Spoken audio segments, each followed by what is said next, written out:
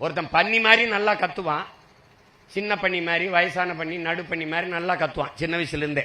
இந்த பண்ணி மாதிரி கத்துறானேன்னு கூட்டம் கூடுது, நல்லா அவனுக்கு வருமானம் வருது. ஒருத்தன் வரான், எங்களை மாதிரி ஒருத்தன் வரான், நான் உன்னை விட நல்லா கத்துவேங்கிறான். அப்ப போட்டி நடக்குது வீதியில, எல்லாரும் கூடுறாங்க. அந்த ரொம்ப நாளா பண்ணி மாதிரி கத்திக்கிட்டு இருக்கான அவனுக்கு தான் வரவேற்பு அதிகமா இருக்கு. நல்ல கைதட்டு, விசில், சத்தம் பறக்குது. நான் நல்லா உன்னை விட கத்துவேன், எனக்கு ஒன்றும் ஆரவாரம் இல்லை, ஆதரவு இல்லை. அது எங்களை மாதிரி நாங்கள் அப்படியே நின்றுக்கிட்டு இருக்கோம்.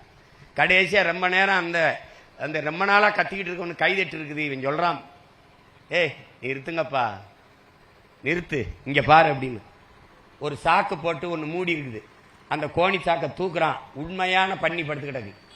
இவ்வளவு நேரம் கத்துனது இவன் இல்லை, அந்த உண்மையான பண்ணி. போலி சத்தத்தை கேட்டு கேட்டு ஏமாந்த மக்களுக்கு உண்மையான பன்னியின் சத்தம் மறந்து போச்சு.